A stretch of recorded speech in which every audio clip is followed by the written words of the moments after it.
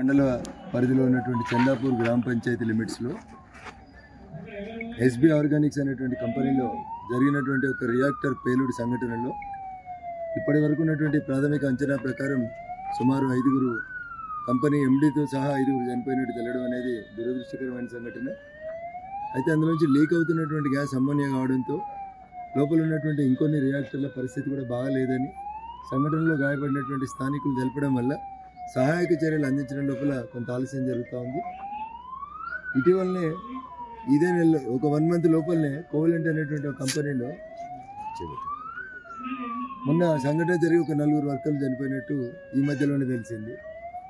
My appeal to the government, ఫ్యాక్టరీస్కి ఒక inspector అనే ఒకతను ఉంటాడు. క్వాలిటీ ఎట్లుంది, రియాక్టర్స్ ఎప్పుడు ఉన్నాయి, కంపెనీలు పెట్టి ఎన్ని రోజులు అయింది, ఆ రియాక్టర్ పాతగా అయిందా, దాన్ని ఏమైనా మార్చాల్సి ఉందా అనేటువంటి విషయంలో ఎవ్రీ మంత్ పీరియాడికల్గా విజిట్స్ చేసి ఆ పీరియాడికల్ విజిట్ సందర్భంగా ఏమైనా లొసుగులు ఉంటే కంపెనీ యాజమాన్యాల్ని అలర్ట్ చేసి కార్మికులకి భద్రత ఇవ్వాల్సినటువంటి డ్యూటీ ఫ్యాక్టరీస్ ఇన్స్పెక్టర్. బాధాకరం ఏంటంటే మొత్తం ఉమ్మడి జిల్లా కూడా 1-2 కంటే ఎక్కువ ఫ్యాక్టరీస్ ఇన్స్పెక్టర్ ఉన్నాడు. ఆ ఫ్యాక్టరీస్ ఇన్స్పెక్టర్లు 3 జిల్లాలకి 5 జిల్లాలకి ఇన్ఛార్జీలుగా ఉండడం వల్ల పీరియాడికల్ ఇన్స్పెక్షన్ లోపల కొంచెం లోపం జరుగుతుంది. కాబట్టి వెంటనే ఇట్లాంటి సంఘటనలు జరిగినప్పుడు ఏదో వచ్చి 1 రోజు 2 రోజులు పనిచేసుకోవడం కాకుండా రాష్ట్ర ప్రభుత్వానికి నేను చేసేటువంటి డిమాండ్, ఎవరైతే ఇన్స్పెక్టర్స్ ఉంటారో కంపెనీస్ని ఇన్స్పెక్ట్ చేసి అవి కరెక్ట్ పనిచేసేటువంటి స్థితిలో ఉన్నాయా లేవా మిషన్స్ అని చెప్పేటువంటి ఇన్స్పెక్టర్ ఆఫ్ ఫ్యాక్టరీస్ ఉద్యోగాలని పెంచాలి. ఇప్పటికి ఉన్నటువంటి ఉద్యోగాలన్నిటివి కేవలం 10 జిల్లాలకు కూడా సరిపోయినటువంటి స్థితిలో ఉండే ఈరోజు 36 జిల్లాలకు వచ్చినారు. కాబట్టి అర్జెంటుగా ఇన్స్పెక్టర్ ఆఫ్ ఫ్యాక్టరీస్ ఉద్యోగాలని ఒక 100 సంఖ్యకి వెంటనే రిక్రూట్ చేయాలి. ప్రతి కంపెనీని పీరియాడికల్గా 1 మంత్కి ఒకసారి చెకప్ చేయాలి. ఎందుకంటే ఎప్పుడో 1980 ప్రాంతంలో పెట్టినటువంటి బాయిలర్లు దాదాపు 40 సంవత్సరాలు నడిచిన తర్వాత ఆ బాయిలర్ల పరిస్థితి ఎట్లుంది, లేకపోతే కంపెనీని క్లోజ్ చేసి కొత్త బాయిలర్స్ని రిప్లేస్ చేయాలి. పేద ప్రజల ప్రాణాలతోటి బీహార్కి వెళ్ళి ఒడిశాకి వెళ్ళి వచ్చిన వాళ్ళ ప్రాణాలతో ఆడుకోవద్దు. దురదృష్టం, ఈ కంపెనీలో కంపెనీ యాజమాన్యానికి సంబంధించినటువంటి సీనియర్ ఆఫీసర్ మరి బాధ్యుడు కంపెనీ యాజమాన్యంలో డైరెక్టర్గా మేనేజింగ్ డైరెక్టర్గా ఉన్నటువంటి రవి గారు అనేటువంటి వ్యక్తి గారు కూడా ఈ సంఘటనలో చనిపోవడం అనేది నిజంగా దురదృష్టకరం.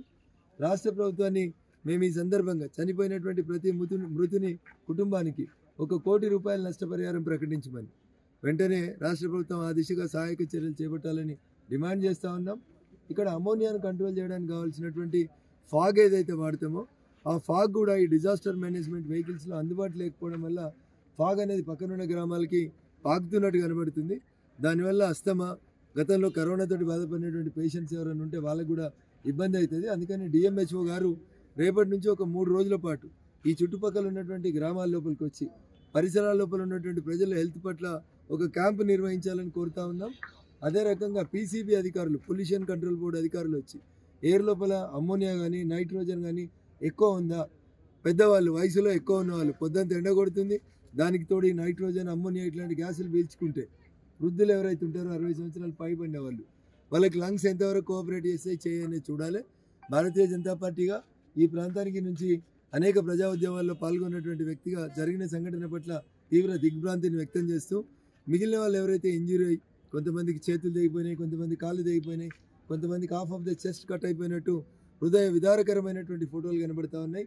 వాళ్ళందరికీ సూపర్ స్పెషాలిటీ హాస్పిటల్లోకి వెంటనే ఈఎస్ఐ వాళ్ళు స్పందించి సూపర్ స్పెషాలిటీ హాస్పిటల్కి పంపించి వారి ప్రాణాలు కాపాడడానికి అవసరమైతే ఎన్ని డబ్బులు ఖర్చు అయినా వెనకాడకుండా రాష్ట్ర ప్రభుత్వం ఆ చికిత్సను ప్రారంభించి ఆదుకోవాలని చెప్పి మేము డిమాండ్ చేస్తూ ఉన్నాం. వీలైతే ఇప్పుడు ఆసుపత్రిలో ఉన్నటువంటి క్షతగాత్రుల్ని పరామర్శించేటువంటి కార్యక్రమాన్ని కూడా త్వరలో మేము వెళ్తాం.